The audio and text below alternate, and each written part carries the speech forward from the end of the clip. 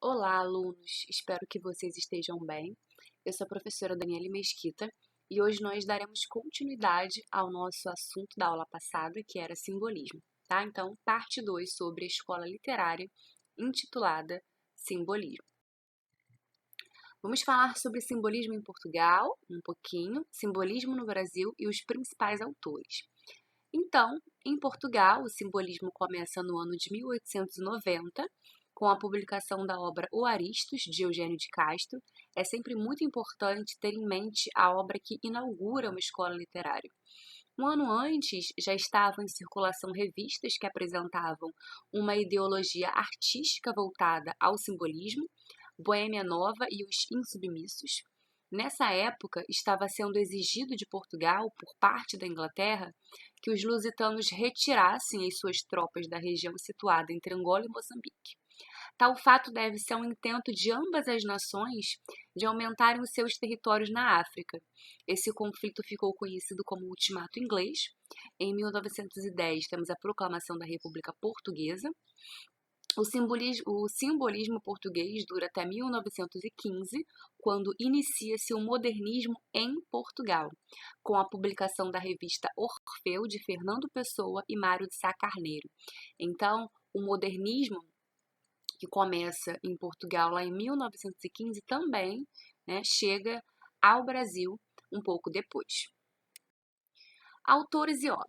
Os principais escritores do simbolismo em Portugal são Antônio Nobre e Camilo Peçanha.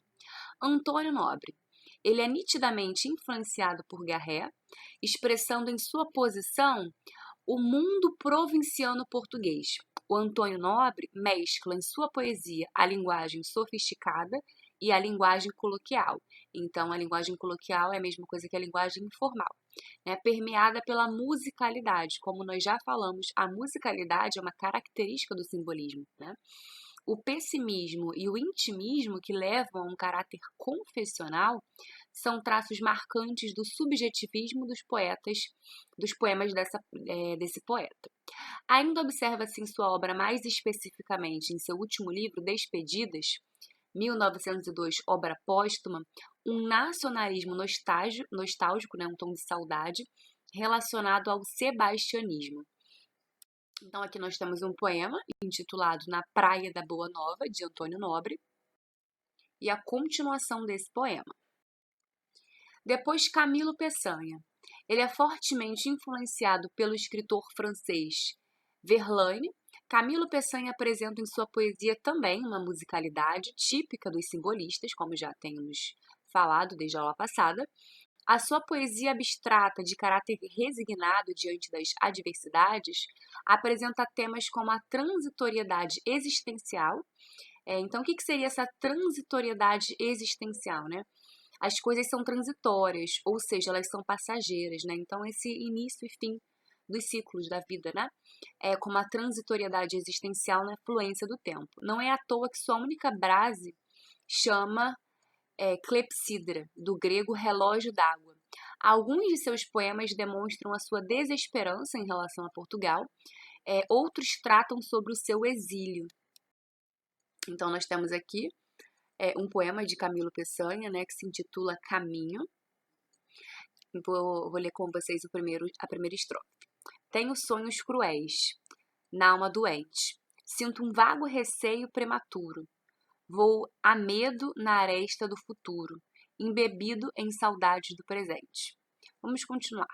Saudades dessa dor que em vão procuro, do peito afugentar bem rudemente, devendo ao desmaiar sobre o poente, cobrir-me o coração de um véu escuro.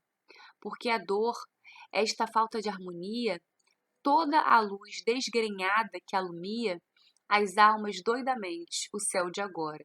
Sem ela, o coração é quase nada, um sol onde inspirasse a madrugada, porque é só madrugada quando chora. Então, nós temos aqui um sujeito poético, né, que manifesta essa saudade, né, saudade dessa dor que em vão eu procuro, do peito afugentar. Então, ele procura não pensar nessa saudade, né, porque ele diz que saudades dessa dor que em vão eu procuro, do peito afugentar bem rudemente. né? Sem ela o coração, as almas doidamente, o céu de agora. Então aqui o sujeito poético está falando sobre a questão da saudade, né? E agora, simbolismo no Brasil. O simbolismo no Brasil teve início em 1893, com a publicação dos livros Missal e Broquéis, de Cruz e Souza, sendo o primeiro composto por poemas em prosa e o segundo em versos. É importante salientar que o simbolismo foi uma corrente literária que se desenvolveu fora dos grandes centros urbanos do século XIX, localizando-se principalmente nas capitais da região sul e em Minas Gerais. Nessa mesma época, nos dois principais centros urbanos e culturais do nosso país, Rio e São Paulo, o parnasianismo estava em alta. Logo percebe-se que a corrente parnasiana simbolista aconteceu paralelamente. Entretanto, o simbolismo surge 10 anos depois do aparecimento do parnasianismo. Vale ressaltar que o realismo e o naturalismo também aconteceram paralelamente às estéticas parnasiana e simbolista. Tanto o parnasianismo como o simbolismo tiveram fim com a arte moderna em 1922.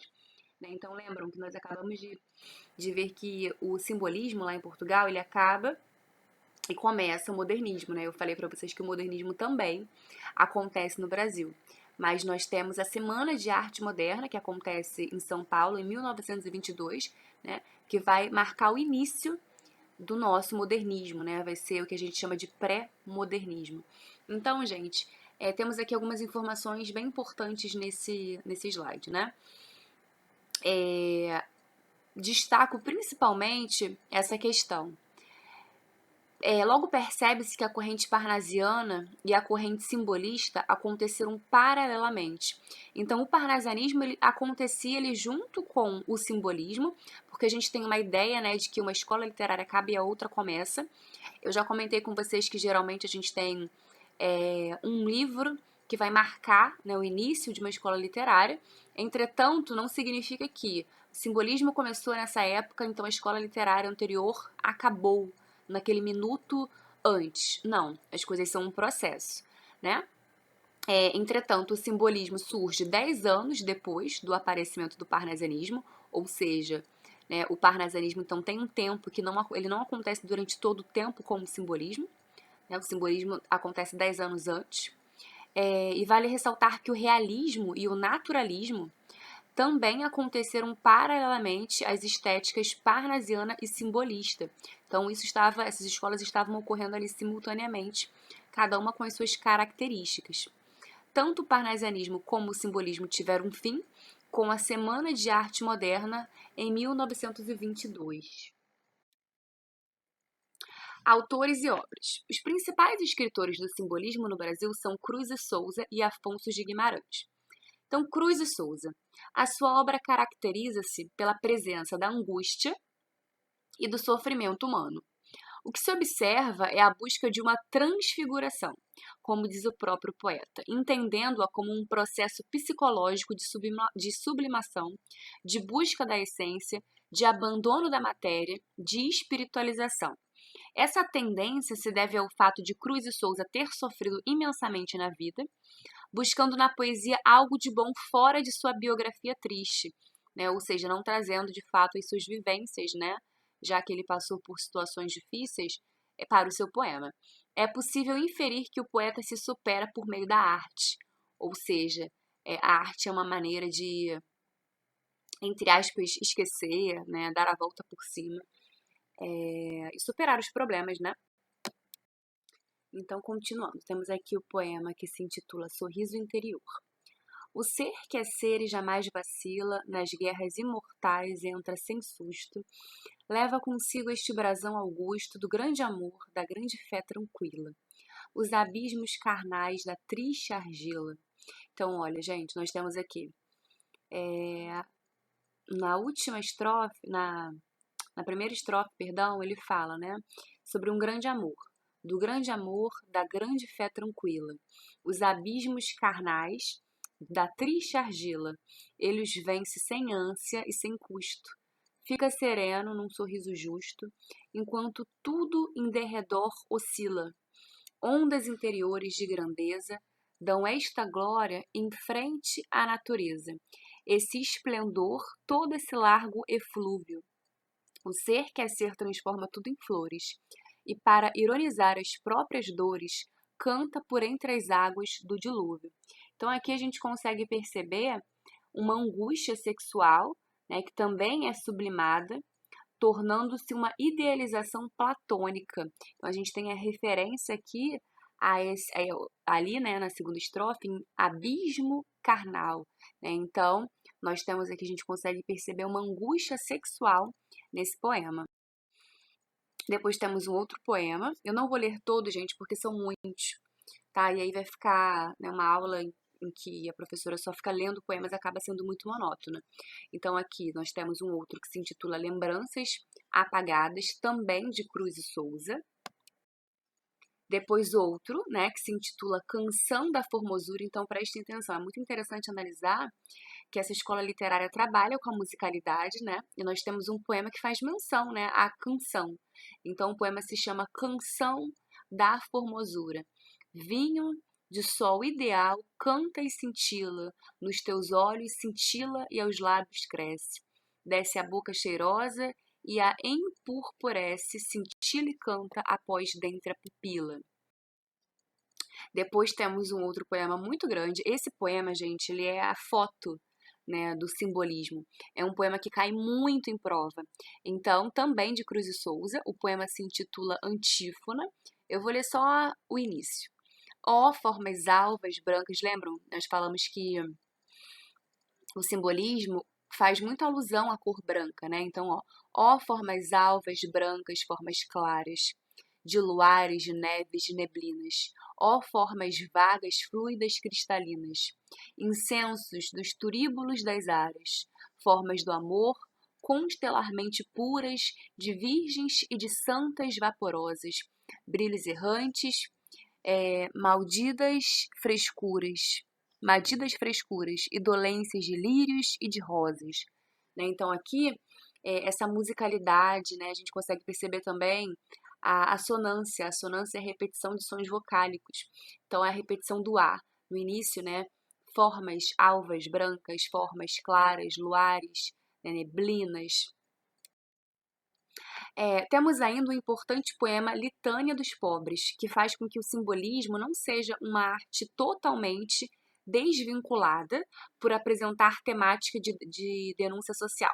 Leia alguns trechos. Então a gente tem aqui Litânia dos Pobres, também de Cruz e Souza. Os miseráveis, os rotos, são as flores dos esgotos. São espectros implacáveis os rotos dos miseráveis. São prantos negros de furnas, caladas, mudas, soturnas, mais uma vez, né, a repetição vocálica.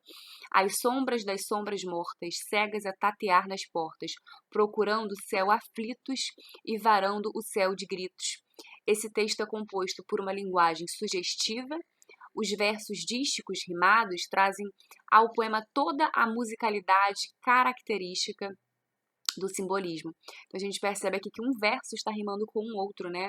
Rotos, esgotos, implacáveis, miseráveis, furnas, soturnas, mortas, portas, aflitos e gritos.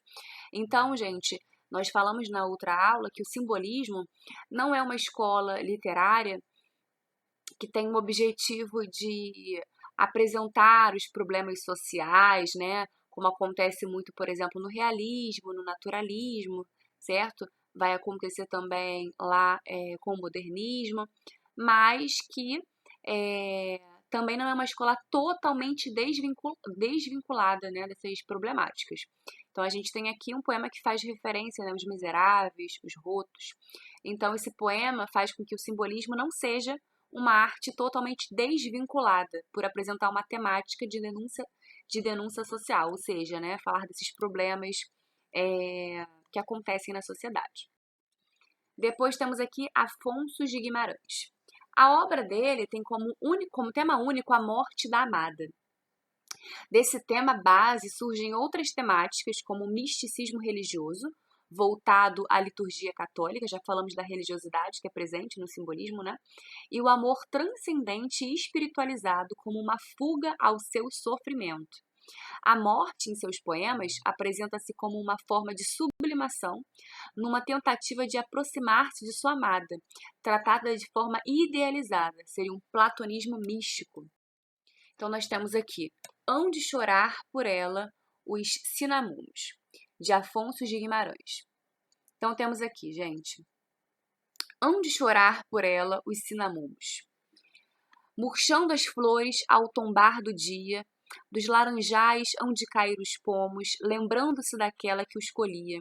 As estrelas dirão, ai, nada somos, pois se ela morreu silente e fria, e pondo os olhos nela como pomos, hão de chorar a irmã que lhes sorria. A lua, que lhe foi mãe carinhosa, que a viu nascer e amar, há de envolvê-la entre lírios e pétalas de rosa.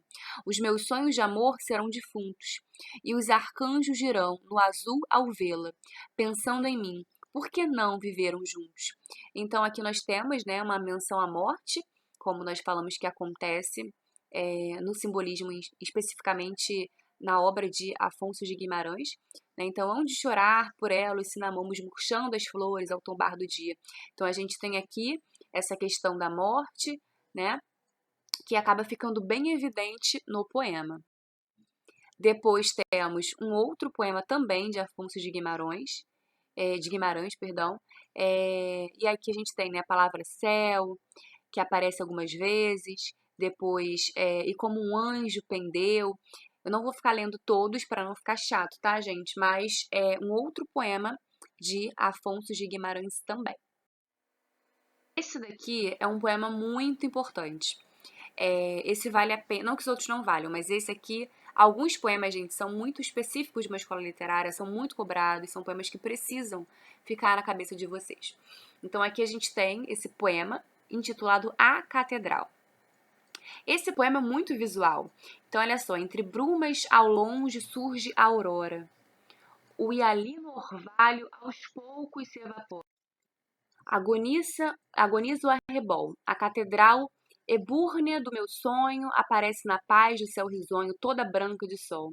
E o sino canta em lúgubres responsos, pobre Afonsos, pobre Afonsos. O astro glorioso segue a eterna estrada, uma áurea seta lhe cintila em cada refulgente raio de luz. A catedral ebúrnea do meu sonho, onde os meus olhos tão cansados ponho, recebe a bênção de Jesus, e o sino clama em lúgubres responsos, pobre Alfonsos, pobre Alfonsos. Então, gente, essa é uma parte do poema, né? São algumas estrofes. O poeta Afonso de Guimarães, ele foi reconhecido por Alfredo Bozzi, que é um crítico literário, né, como um poeta muito depressivo, né, como um poeta bem introspectivo. Então aqui a gente tem, né, Pobre Afonsos, que é o nome dele, né, e ao mesmo tempo a gente tem um poema muito visual, porque né, entre brumas ao longe surge a aurora, o hialino orvalho aos poucos se evapora. Agoniza o arrebol, a catedral ebúrnea do meu sonho, aparece na paz do céu risonho, toda branca de sol. E o sino canta em lúgubres responsos. Por mais que nós tenhamos falado, né, que o simbolismo é uma escola que trabalha muito com a sugestão, né, aqui esse poema, no meu ponto de vista, é mais visual do que outros. Então, gente, eu separei um exercício para que nós possamos resolvê-lo. Então, vamos lá. Questão 1. Leia a estrofe que segue e assinale a alternativa correta quanto às suas características. Visões, salmos e cânticos serenos, surdinas de órgãos fiébeis soluçantes, dormências de volúpicos venenos, sutis e suaves, mórbidos, radiantes. Então percebam, soluçantes rima com radiantes e serenos com venenos. Né? Então nós teríamos A em serenos, A em venenos, B em soluçantes e B em radiantes. É a rima. Então vamos lá.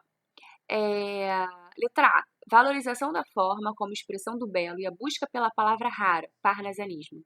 Uma linguagem rebuscada, jogos de palavras e jogos de imagens, características do cultismo, corrente do barroco. Incidência de sons consonantais, aliterações, explorando o caráter melódico da linguagem, que é o simbolismo. D. Pessimismo da segunda geração romântica, marcada por vocábulos que aludem, que fazem referência, né, a uma existência mais depressiva, romantismo. Letra E. Lírica amorosa marcada pela sensualidade explícita, que substitui as virgens inacessíveis por mulheres reais, lascivas e sedutoras. Naturalismo. Então aqui, gente, nós conseguimos, é uma questão da SpaceX, né? E ela coloca várias escolas literárias no mesmo exercício para que você identifique, né, que escola literária é. Então, apesar de estarmos estudando o simbolismo, a gente consegue perceber que existe, né, uma incidência de sons consonantais, né? Chamei a atenção de vocês para as rimas. Nós temos aliterações, né? E elas fazem o quê? A literação ela tem uma relação direta com o som, né? Então, explorando o caráter melódico, a musicalidade, a melodia da linguagem, que é uma característica do simbolismo. Então, queridos, muito obrigada por estarem aqui. Espero que vocês tenham entendido. Até a nossa próxima aula e bons estudos!